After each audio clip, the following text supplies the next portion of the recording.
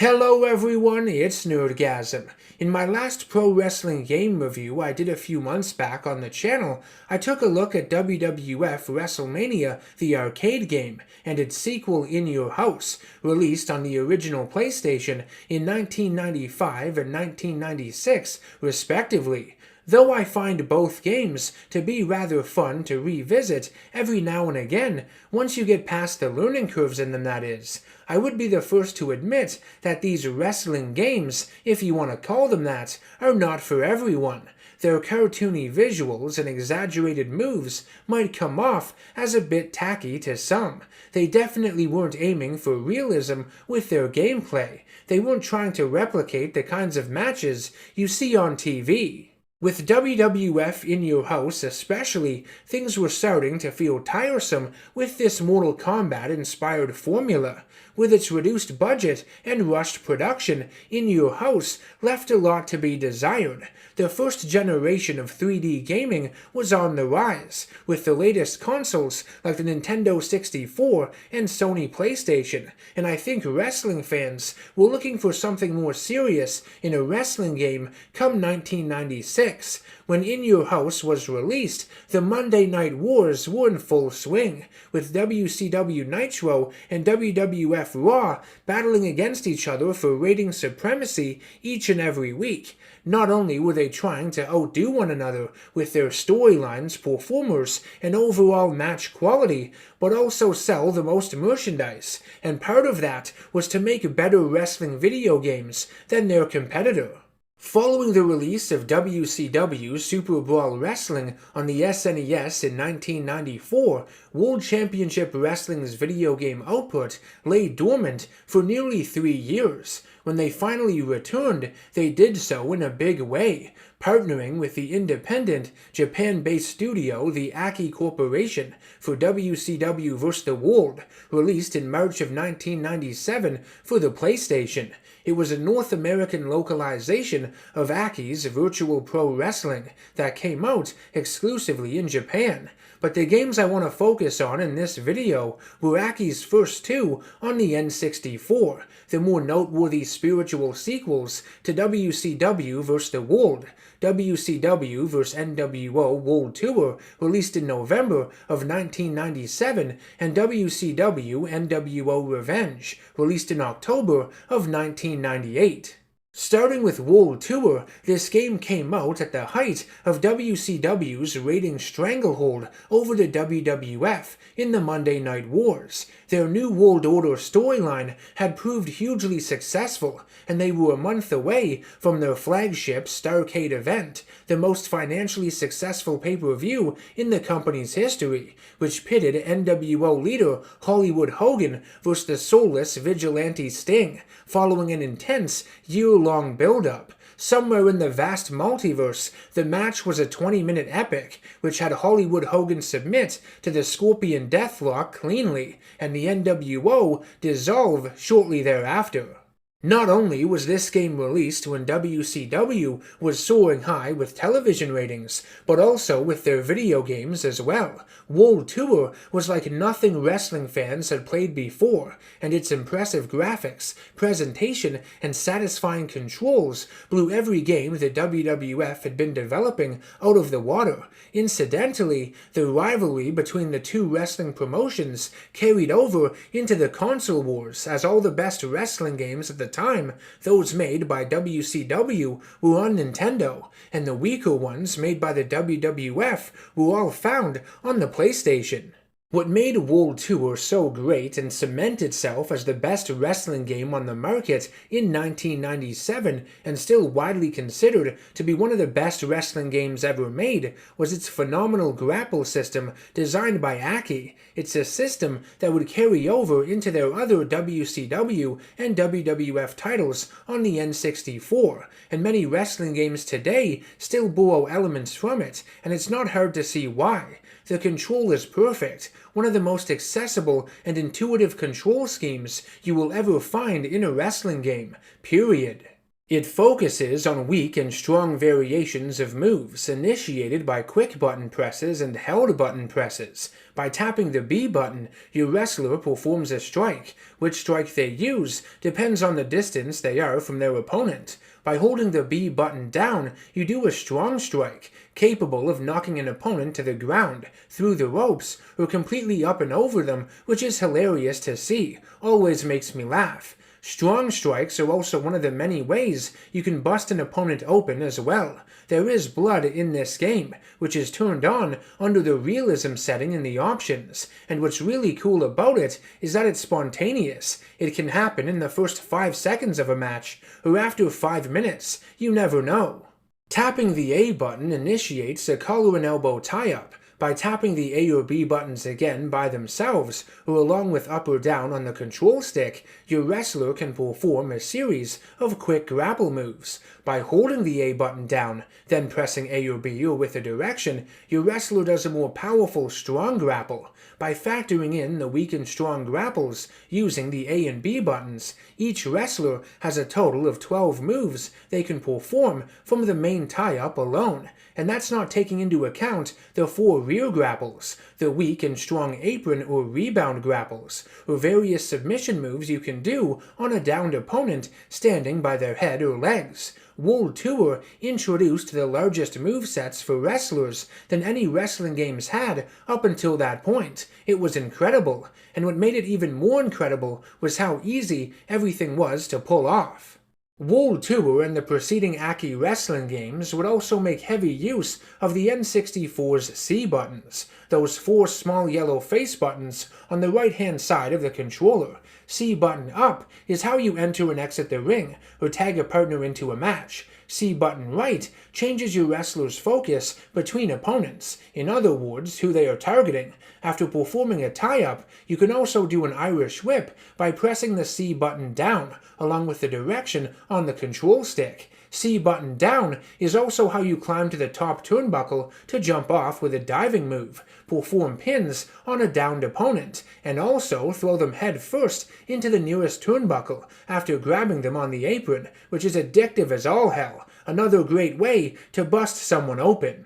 Not only does World Tour play like an absolute dream, but so does the flow of its matches. The spirit meter system Aki implemented makes them effectively mirror the ones in real life. The spirit meters function quite differently than the vast majority of momentum meters found within wrestling games. The easiest way for me to explain it is that your wrestler's spirit is connected with the heartbeat of the crowd, and pulsates like one too. It's not all about landing move after move in succession, but also finding ways to keep your opponent's spirit at bay. The momentum in a match will constantly shift between you and your opponent, and only by using a combination of weak and strong strikes and grapples, diving moves and submissions will your wrestler's spirit increase. Taunting is also a great way to build up your spirit and lower your opponent's. The spirit meter changes color, going from green to orange to red as it builds, and a critically low spirit meter is completely empty or blue. When fully maxed, you will need to taunt to activate your special state, which is when you can perform your wrestler's finishing move within a limited time window. Each wrestler has a finisher that can be done in front and behind of their opponent, and you perform them by holding the A button to initiate a strong tie-up, and then flicking the control stick in any direction.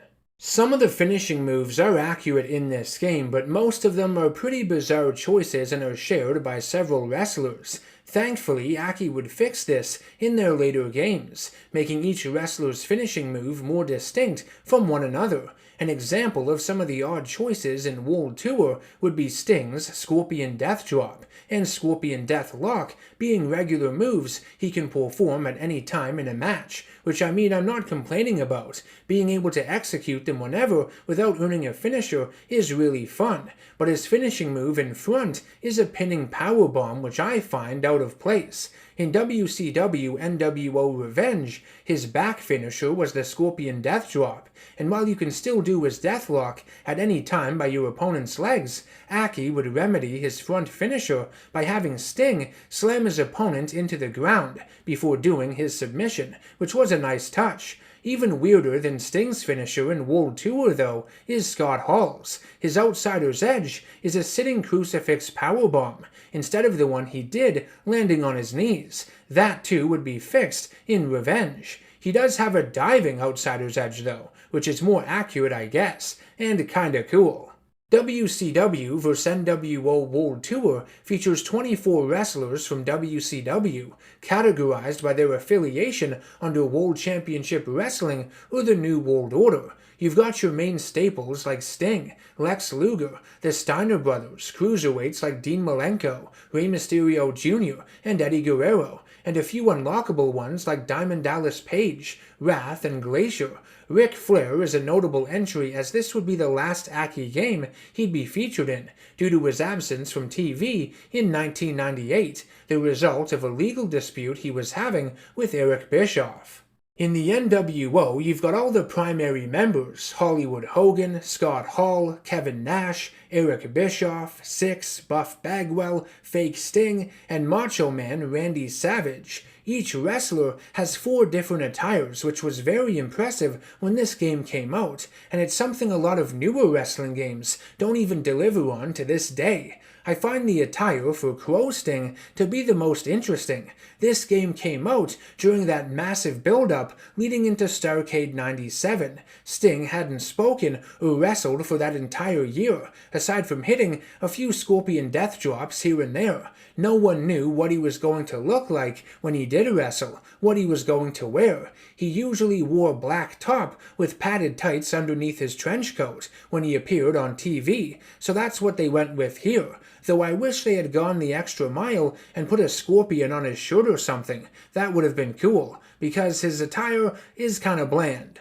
Just like WCW vs. the World on the original PlayStation was the North American localization of the Japanese release, Virtual Pro Wrestling, World Tour was the localization of Virtual Pro Wrestling 64. There are additional wrestlers featured in that game that were carried over into World Tour, and despite being actual wrestlers, they are presented as fictional ones, with their names changed, to avoid copyright issues with any Japanese wrestling promotions. You've got Hayabusa, renamed Hannibal, the Great Sasuke, Black Ninja, Takumi Chinoku, Black Belt, Atsushi Onita, Puchteka, Jinsei Shinzaki or Hakushi in the WWF, going as Shaolin, Super Delphin, The Unknown, Abdullah the Butcher, Saladin, and Terry Gordy being called Powder Keg, among others.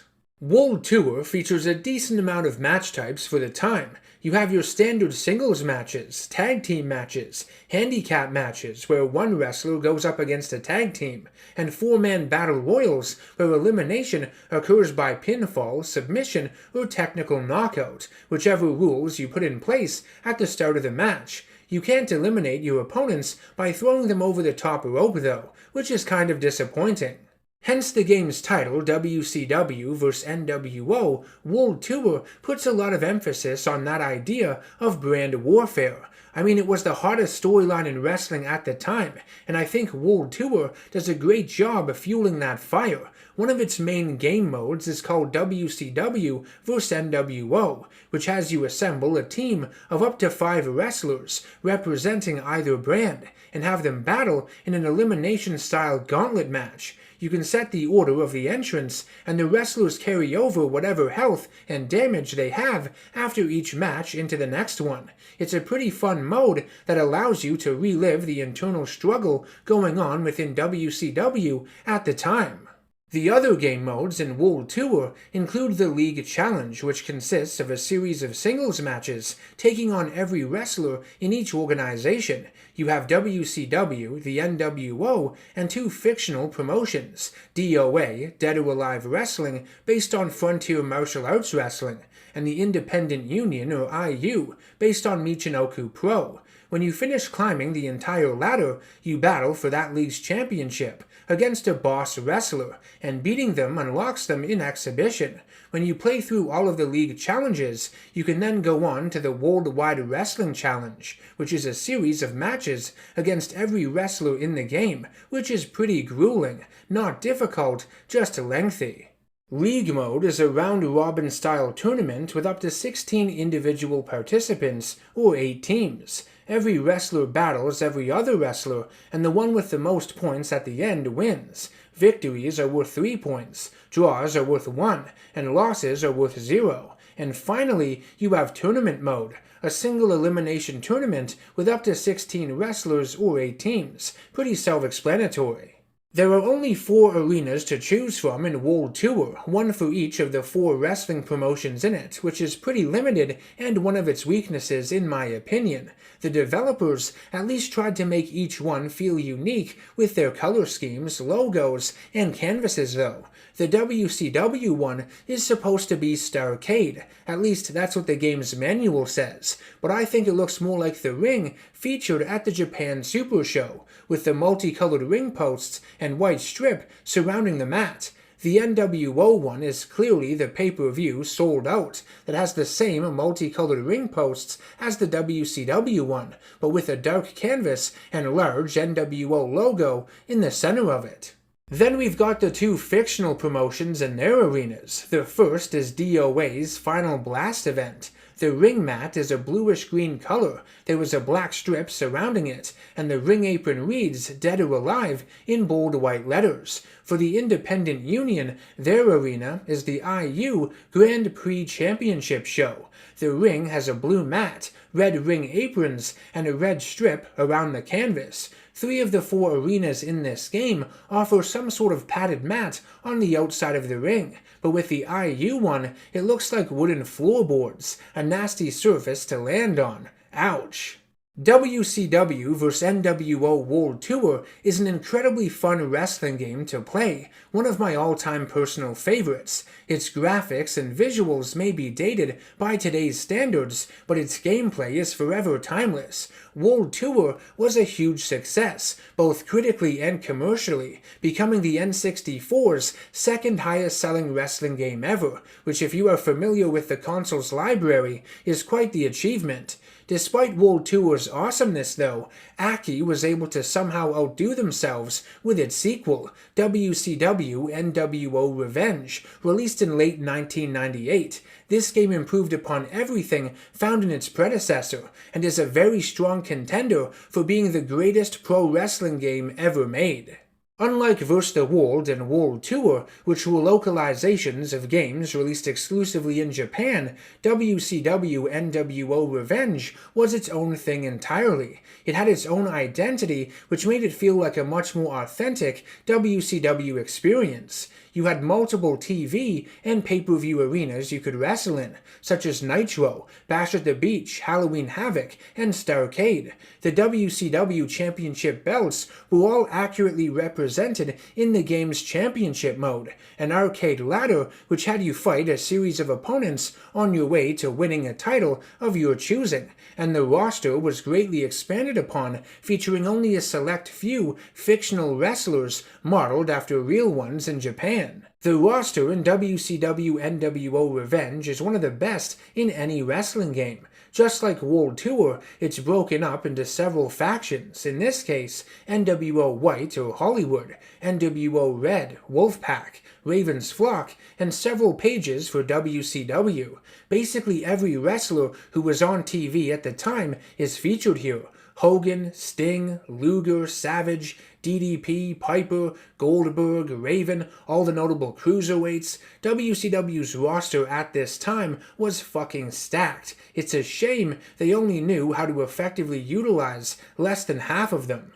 Standout additions, though, would be the likes of Sting, in his new red and black Wolfpack attire, British Bulldog, and Bret Hart, who had left the WWF for WCW following the infamous Montreal Screwjob in late 1997, Raven, who had just come off a successful stint in ECW, and Goldberg, who was well into his highly inflated undefeated streak, one that would tragically come to an end a few months later at Starrcade 98. In an effort to prevent the roster from becoming outdated as quickly as some other games, Aki included a customization feature which allowed you to change the name and appearances of the wrestlers so you could keep up with what might have been happening on TV as best you could. The graphics and overall presentation of WCW nWo Revenge is a lot better than in World Tour. Wrestler faces are far more accurate and detailed. The game would implement full entrances by having your wrestler walk from the stage all the way to the ring, which was huge at the time, and some wrestlers even come out with managers and valets that stand at ringside and react to what is happening during a match. Every wrestler was given 700 frames of animation in this game, and the animations of many of the grapple moves were greatly improved, specifically those of signature moves and finishing moves. All of these additions made the game feel more authentic, as previously mentioned, though one of my biggest complaints, as it is with a lot of people, was that the entrance music is extremely lacking. There's only like 3 or 4 songs, and all of them are stock. I know a lot of the theme music WCW was using at the time were cheap knockoffs of real songs, ones they didn't have permission to use, but the absence of the nWo theme, Wolfpack theme, and the one for Crow Sting does hurt the overall vibe a little bit. All these tunes would be featured in WCW Mayhem the following year, so I don't know why they couldn't be used here. Even the shitty WWF games had all their iconic music in them, and WCW had all the money. Explain that to me. Anywho, the gameplay of Revenge more than makes up for its weaknesses and soundtrack. Matches feel even better to play than they did in World Tour. Aki revamped the AI, so there are more reversals, and matches have an even greater back and forth flow to them in terms of wrestler spirit. In other words, they feel more challenging and epic. The controls in Revenge are virtually unchanged from World Tour, but there are a few new additions and alterations made to it to make the game even more intuitive. The main two being the ability to flip an opponent by pressing C button left. This is most useful when hard grappling an opponent in front and then transitioning behind them to land a rear finisher. The other noteworthy addition are combination moves. Some wrestlers allow you to chain a series of hard-hitting strikes together before ending the sequence with a grapple.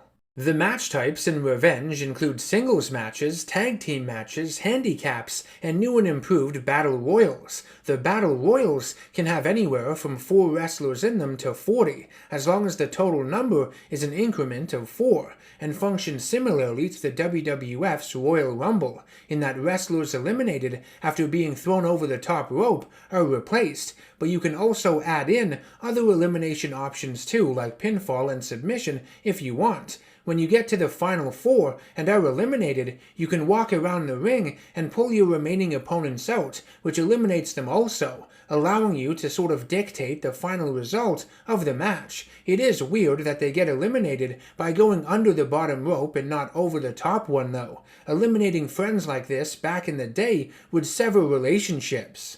WCW nWo Revenge makes use of a referee during matches, but unlike many wrestling games you're probably familiar with, the referee is not in the ring, but instead is an animated caricature of the late Mark Curtis that pops up to check on submissions, perform ring out counts, and count pinfalls. It might seem odd at first, especially to those who haven't played these N64 wrestling games before, but honestly I enjoy this. I find it to be a really neat feature.